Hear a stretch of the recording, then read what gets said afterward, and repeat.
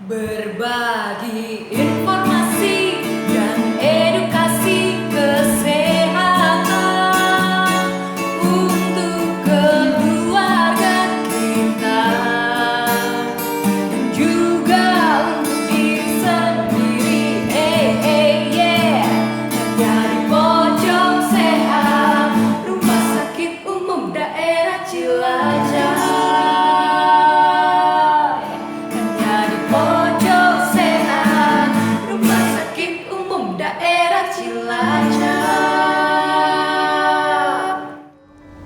Assalamualaikum warahmatullahi wabarakatuh. Selamat pagi teman sehat semua. Pagi ini kita berjumpa dalam program Pojok Sehat. Nah, kali ini kita mengangkat tema AADC. Apa sih AADC? Ada apa dengan COVID-19 atau COVID-19 atau mungkin teman sehat di rumah biasa mendengarnya dengan corona atau coronavirus ya. Oke, untuk menjawab pertanyaan itu atau penasaran kita ya, kita di sini sudah menghadirkan satu narasumber dari RSUD Cilacap, yaitu Dr. Dwi Indrayati, spesialis paru atau biasa kita sapa dengan Dr. Iin. Selamat pagi dokter. Selamat pagi. Selamat pagi Dr. Iin, pasti selalu sehat, semangat dong. Amin, semoga ya. Amin. Amin, semoga. Oke dok, langsung aja ya nih teman-teman sehat di rumah penasaran banget apa sih yang dimaksud dengan coronavirus itu, sebetulnya siapa sih dia dok? Oke, ya mari kita bahas ya. Mungkin sudah banyak dapat informasi, tapi ya kita harus hati-hati karena nggak semua informasi yang kita dapat itu benar. Jadi kita harus memilah-milah informasi dari sumber yang benar agar kita bisa waspada tetapi tidak panik. Jadi COVID-19 atau COVID-19 itu adalah suatu penyakit yang disebabkan oleh virus SARS-CoV-2. SARS-CoV-2 atau kepanjangan dari Severe Acute Respiratory Syndrome Coronavirus. Jadi virus corona. Corona itu nama virusnya, dia menyebabkan berbagai penyakit. Dahulu juga sebenarnya sudah ada berbagai penyakit juga yang disebabkan oleh corona, bukan hanya COVID ini, yaitu ada SARS atau Severe Acute Respiratory Syndrome yang dulu, terus kemudian juga ada MERS, Middle East Respiratory Syndrome. Kalau COVID ini juga sama disebabkan oleh virus corona, akan tetapi virus corona jenis baru, jadi berbeda dengan jenis yang lalu. Apa aja bedanya? Kalau bicara virus dulu, corona itu virus zoonotik. Zoonotik itu artinya virus yang dia reservoirnya itu binatang. Dia memang secara alamiah hidup di binatang, dan binatang itu tidak sakit, jadi binatang yang sehat. Biasanya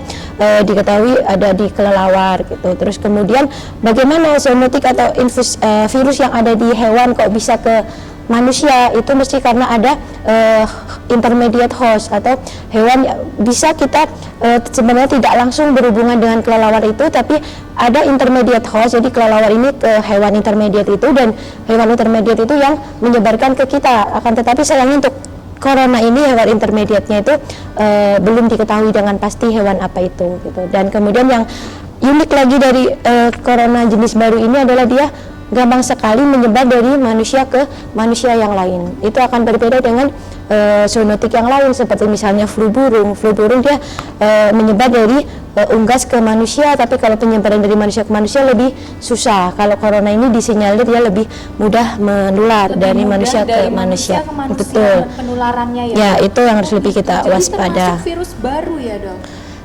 Corona sebenarnya bukan baru, strainnya saja memang berbeda dengan yang sebelum-sebelumnya, karena sebelumnya lebih susah untuk menular dari manusia ke manusia. Memang bisa, tetapi tidak seperti ini yang sekarang ini kita hadapi. Ya, betul. Kalau gitu apa aja sih dok tanda atau gejalanya kita bisa melihat apakah ini corona atau virus yang lain? Ya, kalau tanda dan gejala namanya virus itu hampir sama dengan virus-virus yang lain, virus-virus yang menyerang saluran nafas yang lain. Jadi hanya seperti sakit flu biasa, mesti demam, terus kemudian ada nyeri tenggorokan, pilek, kemudian batuk-batuk, bersin-bersin.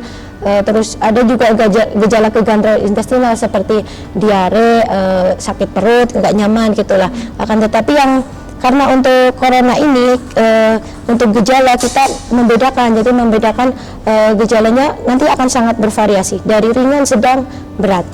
Jadi kan nanti akan muncul pertanyaan, ini saya kalau flu biasa atau corona, nah itu akan susah. Kalau secara definitif kita tahu corona bukan setelah diperiksa. Akan tetapi pemeriksaan juga nggak semudah itu, makanya kita di rumah sakit mengadakan sistem namanya sistem kriteria. Ada beberapa kriteria utama: orang dalam pemantauan, terus kemudian pasien dalam pengawasan, terus pasien probable, kemudian yang paling tinggi statusnya confirm. Nanti kita bahas satu-satu. Kalau orang dalam pengawasan punya gejala gangguan sistem saluran nafas seperti dia demamnya dia lebih dari 38 derajat Celcius atau riwayat demam, kemudian batuk, pilek, nyeri tenggorokan, terus sesak nafas, itu gejala-gejala umumnya. Kemudian tidak ada, kalau untuk orang dalam pemantauan tidak ada gejala sesak nafas, jadi kondisi masih bagus. Kalau orang dalam pemantauan ini dia sebenarnya nggak harus ke rumah sakit, di rumah isolasi diri, terus kemudian pakai masker, tujuannya agar dia tidak menulari ke yang lain, karena virus juga suatu penyakit yang self-limiting disease. Tapi meningkat ke yang atas lagi apabila sudah mulai muncul gejala sesak nafas, nah itu harus segera periksa ke rumah sakit. Kenapa? Karena untuk dievaluasi lebih lanjut sesak nafasnya ini ada hubungannya dengan pneumonia atau tidak. Karena kalau sudah dari rongsen toraks, dari klinis sudah ada pneumonia, nanti kita harus investigasi lebih lanjut, pasiennya diisolasi di rumah sakit dan kita lakukan swab tenggorokan. Swab tenggorokan itu untuk memastikan apakah pasien ini terinfeksi corona atau tidak. Terus untuk jangka waktunya seperti apa, Dok, dari orang ini merasa tadi batuk pilek, demam, untuk kemudian dia merasa harus ke rumah sakit itu seperti apa? Yang jangan lupa lagi adalah selain gejala saluran nafas itu yang harus dipenuhi poinnya adalah riwayat kunjungan. Ini kunjungan ke daerah yang memang ada transmisi lokal. Jadi bisa, kalau dahulu kan hanya di luar negeri, tapi sekarang di Indonesia juga sudah ada daerah-daerah yang melaporkan ada transmisi lokal. Jadi harus ada riwayat kunjungan juga. Maksudnya ada penularan dari orang ke orang di daerah itu, seperti yang sekarang mereka kan di Jakarta. Nah, kalau ada orang perjalanan dari Jakarta masih dalam masa inkubasi. Masa inkubasi itu sebelum 14 hari, karena virus ini inkubasinya kurang dari 14 hari. Jadi kalau dalam kurang dari 14 hari ada riwayat perjalanan, itu kita masukkan dia kategori orang dalam pemantauan apabila belum ada pneumonia. Tapi kalau sudah ada pneumonia, kita masukkan pasien dalam pengawasan, nanti akan dirawat di rumah sakit, di ruang isolasi. Ya, jadi nggak semua serta-merta orang yang dengan gejala pilek, kemudian demam, sakit tenggorokan itu kita curigai dengan COVID atau ODP, tapi ya harus ada riwayat perjalanan ke daerah-daerah yang melaporkan ada transmisi lokal. Itu bisa negara-negara lain, atau karena kita Indonesia sudah ada beberapa daerah yang sudah ada transmisi lokal, jadi kalau ada riwayat perjalanan ke situ kita harus lebih aware, dan itu bisa kita kategorikan orang dalam pemantauan atau pasien dalam pengawasan apabila ada pneumonia. Jadi kapan seseorang harus datang ke rumah sakit? Jadi apabila dia ada riwayat perjalanan ke kota-kota yang sudah ada COVID positif, sudah ada transmisi lokal, kemudian dalam kurang dari 14 hari muncul gejala seperti demam, batuk, pilek, dan disertai sesak nafas, itu sebaiknya segera ke rumah sakit atau melapor ke dinas kesehatan, karena ada di Cilacap ini ada call center dinas kesehatan. Kalau dinas kesehatan, nanti dari dinas kesehatan yang akan mendatangi pasien sebenarnya, nanti ditanya lebih lanjut. Setidaknya kalau dia ke rumah sakit, jangan lupa APD-nya dari rumah, masker harus tetap dipakai, karena setiap orang yang sakit akan jauh lebih baik kalau dia memakai masker. Kenapa? Untuk mencegah penularan ke yang lain. Ya, karena flu biasa pun juga menular. Betul. Kita pertama harus melihat dulu tadi tanda dan gejalanya. Apakah kita termasuk dalam ODP itu tadi ya, Dok? Apa sudah terpapar atau berinteraksi dengan orang yang mungkin habis bepergian dari luar negeri ataupun luar kota yang memang sudah ada atau terjangkit oleh virus itu ya, Dok? Betul. Oke. Nah, nih teman-teman sehat di rumah kemarin kan sudah mengirimkan beberapa pertanyaan lewat Instagram, Dok. Bisa ya, Dok, ditanyakan. Kalau yang pertama nih, ada teman sehat yang bertanya, batuk berdahak atau batuk tidak berdahak sih yang jadi tanda dari COVID itu? Kalau untuk batuknya ini tidak spesifik berdahak atau tidak berdahak, karena ini disebabkan oleh virus. Mungkin berbeda dengan oleh bakteri. Kalau bakteri lebih sering batuknya itu berdahak, walaupun itu juga tidak bisa jadi patokan. Pokoknya ada gejala batuk-batuk, rasa tidak nyaman di tenggorokan, pusing, sakit kepala untuk infeksi virus banyak seperti itu, terus demam, itu bisa kita curiga itu suatu viral infection. Dan harus dirunut tadi riwayat perjalanan tadi. Tetap lihat riwayatnya ya dok Oke, ya, ya, nggak betul. serta-merta kita batuk berdahak, oh berarti corona. COVID, ya, atau betul. tidak berdahak itulah yang corona tuh tidak bisa seperti itu ya, Ya, dok. betul. Oke dok, ada lagi Ya. nih yang bertanya, apa sih perbedaannya ODP dan PDP itu? Oke, ini nanti saya lebih jelaskan lagi. Jadi tidak semua orang yang positif corona juga harus dirawat di rumah sakit. Jadi makanya kita pilih untuk suspek atau orang yang dicurigai ada 2 kategori, yang orang dalam pemantauan atau ODP dan pasien dalam pengawasan atau PDP. Jadi bedanya kedua ini ODP dan PDP adalah dengan ada tidaknya pneumonia. Kalau yang lain-lainnya sama, seperti adanya gejala sama, riwayat perjalanan sama, tapi kalau untuk yang PDP ada pneumonia. Sehingga kalau untuk PDP kita isolasinya di rumah sakit karena untuk diawasi kalau nanti terjadi gangguan saluran nafas yang lebih berat lagi.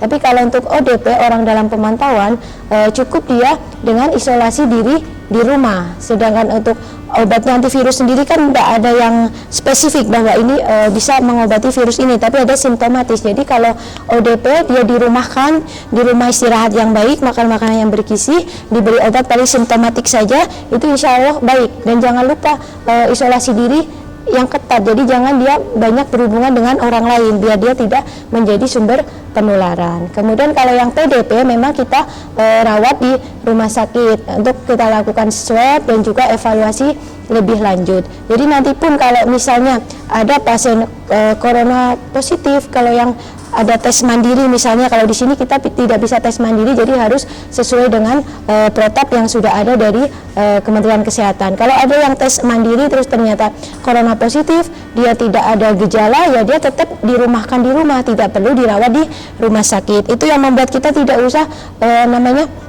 over panic, jadi minta dites corona gitu. Kalau dari kita di rumah sakit ini sesuai dengan anjuran Kemenkes, jadi tes corona kita lakukan hanya pada pasien yang PDP. Kalau untuk yang mandiri tidak bisa, tapi mungkin ada berbagai pelayanan kesehatan yang sudah bisa melakukan tes mandiri, tapi harganya pun masih sangat mahal, dan kalau menurut saya itu tidak efektif. Kenapa? Karena kalau memang kita sehat, kita tidak bergejala, kalaupun kita corona positif, kita juga tidak harus dirawat di rumah sakit atau tidak harus bagaimana. Yang penting adalah kita tadi maskeri diri kita, jangan jadi sampai kita menjadi sumber penularan ke sekitarnya. Jadi seperti itu. Yang bertanya nih dok, corona yang asimptomatik itu maksudnya gimana sih dok? Oh iya, karena namanya virus itu pada dasarnya suatu penyakit yang self-limited disease, artinya penyakit yang bisa disembuhkan sendiri oleh mekanisme imun atau pertahanan tubuh kita, asal pertahanan tubuh kita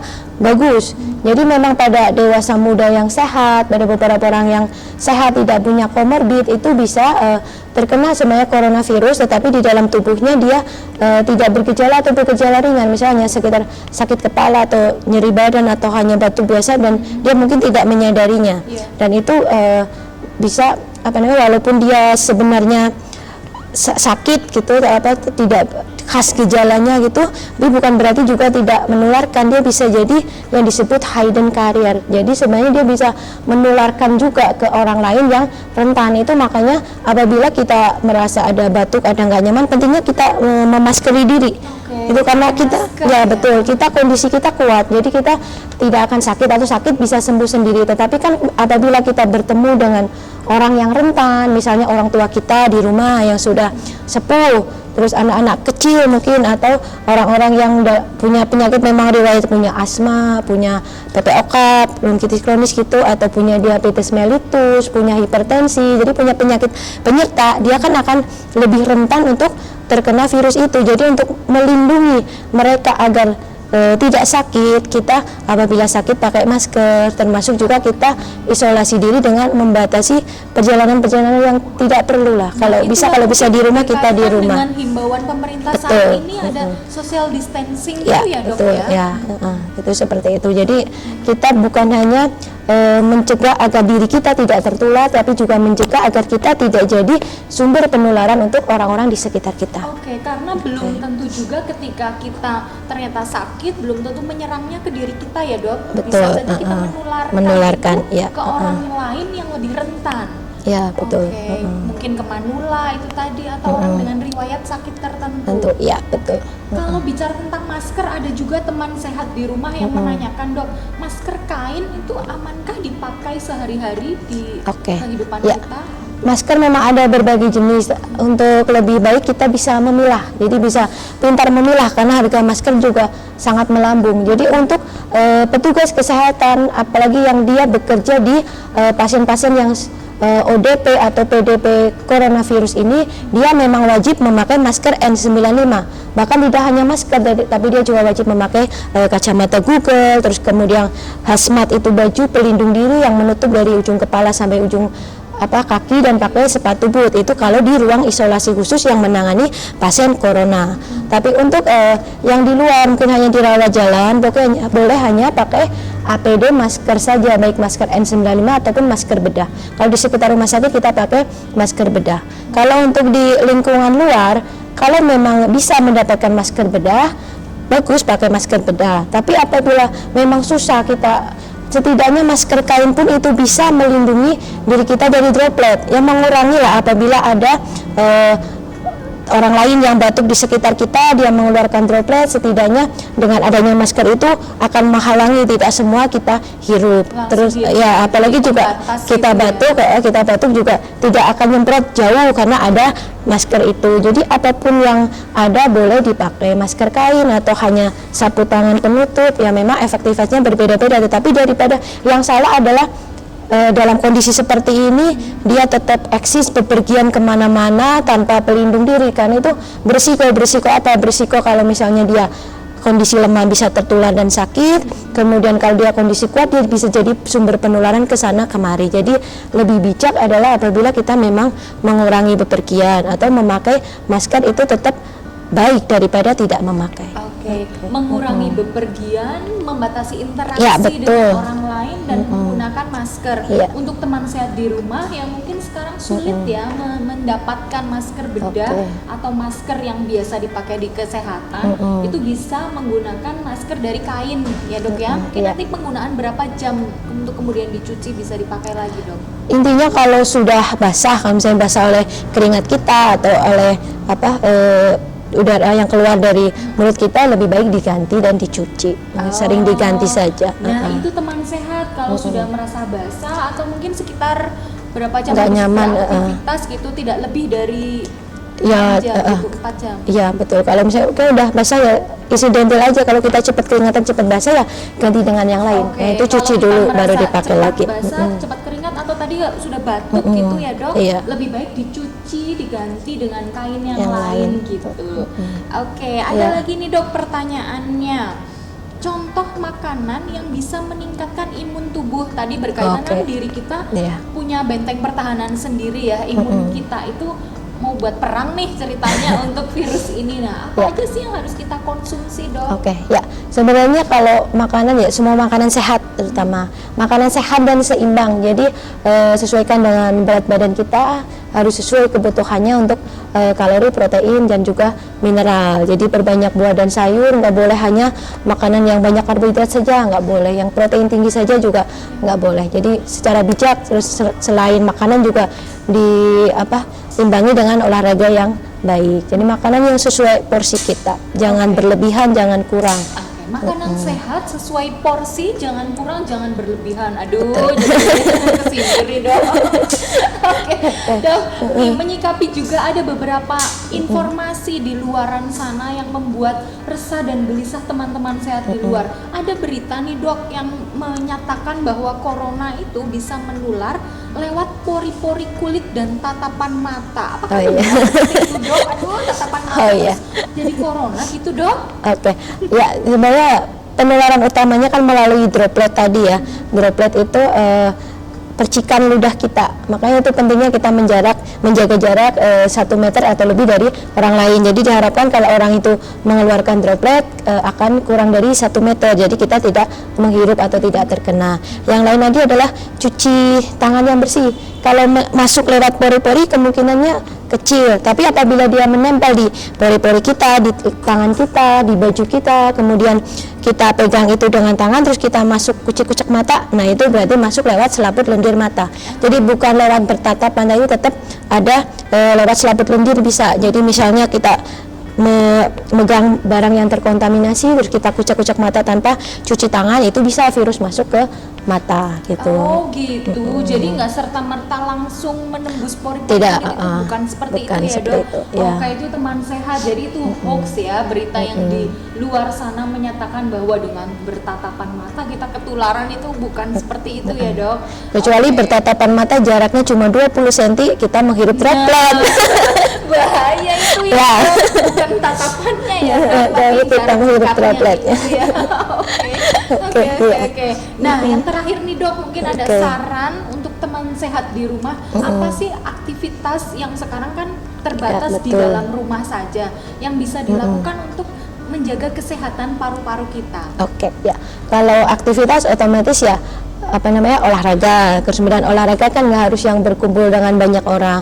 Olahraga senam-senam sendiri, jalan di sekitar lingkungan kita, itu juga baik. Terus kemudian juga jangan berarti di rumah jadi tidur-tidur terus nonton TV sambil ngemil, itu juga nggak sehat juga. Tapi kerjakan aktivitas apa yang masih produktif walaupun kita mengurangi perjalanan ke luar. Keluar Intinya gitu seperti ya. itu. Mungkin nyapu, Iya. ngepel gitu bisa ya dok Boleh. ya? Oh boleh. Jangan lupa jaga kebersihan memang. Jadi kalau ada kotoran apapun di situ, kalau bersihkan jadi mengurangi dia untuk masuk ke dalam tubuh kita. Oke, gitu ya. Ya, Jadi jangan lupa rajin cuci tangan juga. rajin cuci tangan, hand hygiene ya, walaupun Betul. dimanapun gitu ya. Oh iya, tentang Oke. cuci tangan ada nih sekarang kan lagi sulit hand sanitizer itu ya dok. Oke, Gimana ya. mengantisipasinya dok? Ya, sebenarnya kalau hand sanitizer itu memang sekarang susah dicari. Jadi kalaupun hand sanitizer susah ya kita pakai sabun, semua jenis sabun. Karena misalnya sabun ini nggak bisa membunuh virus, tetapi kan kita cuci tangan pakai air. Kalau ada virus di dalam tangan kita kan juga akan larut pakai air itu, jadi akan hilang dari tangan kita. Beda dengan pakai hand sanitizer, misalnya hand sanitizernya yang nggak ada kandungan antibakteri atau antivirus, kita cuci-cuci seperti ini bisa tetap di tangan kita. Tapi kalau kita cuci pakai air kan walaupun dia tidak membunuh akan hilang dari tangan kita, kan ikut air mengalir. Jadi seperti itu, jangan hanya mendewakan hand sanitizer. Hand sanitizer itu bisa untuk tangan yang tidak kotor. Kalau tangan kita tetap kotor, kotoran itu harus dikeluarkan dari tangan kita, ya tetap kita harus cuci pakai air. Oh begitu teman sehat, jadi nggak perlu kita berebut di mana-mana hand Oke. sanitizer ya dok, bisa memanfaatkan sabun yang ada di rumah, cuci tangan pakai Iya. sabun dan Air air yang mengalir mengalir. dari situ. Betul. Kotoran, bakteri, kuman, insya Allah Iya. virus juga ikut Juga larut ikut gitu ke- ya. betul. Oke, begitu. Demikian tadi teman-teman sehat semua, beberapa pertanyaan sudah ditanyakan ya, semoga bisa membantu memberi penjelasan, edukasi, dan bisa memberi ketenangan juga ya oke. untuk teman-teman sehat di rumah yang mungkin ada was-was, cemas, atau merasa dirinya apakah saya ODP, apakah perlu berobat atau seperti apa. ya, Tadi betul. sudah diberi penjelasan oleh Dokter Iin. Oke, terima kasih Ya, dokter. sama-sama. Mungkin ada yang mau disampaikan terakhir untuk Ya, pemirsa? dari saya pokoknya kita menyikapi dengan waspada, dengan tenang, dan dengan smart. Jadi dengan cerdas, jangan hanya termakan-makan hoax yang enggak bagus, nanti malah merugikan diri kita sendiri dan orang lain. Dan kita tidak boleh menjadi egois person, jadi kita nggak boleh egois, kita merasa aku daya tahannya kuat kok, jadi aku bisa kemana-mana saja. Jangan seperti itu, karena kita melindungi keluarga kita, teman-teman kita yang ternyata mereka punya daya tahan tubuh yang tidak bagus, agar tidak menular, dan untuk segera memutus rantai penularan ini, sehingga kita membantu kami tenaga medis agar jangan sampai overload dalam melayani pasien, dan juga kapasitas rumah sakit bisa semua pasien tertangani dengan baik. Kita berdoa semoga Allah Tuhan menolong kita agar Indonesia bisa sehat, bisa segera lepas dari wabah ini. Amin. Amin, amin, amin ya robbal alamin. Terima kasih dokter Iin Sama-sama. waktunya. Oke. Demikian tadi teman sehat semua. Saya Ayu Putri, psikolog, dan dokter Iin, spesialis Ya. paru dari Rumah Sakit Umum Daerah Cilacap. Pamit undur diri. Sampai jumpa. Berbagi informasi dan edukasi kesehatan untuk keluarga kita dan juga untuk diri sendiri. Yeah. Dari pojok sehat Rumah Sakit Umum Daerah Cilacap. Pojok sehat Rumah Sakit Umum Daerah Cilacap.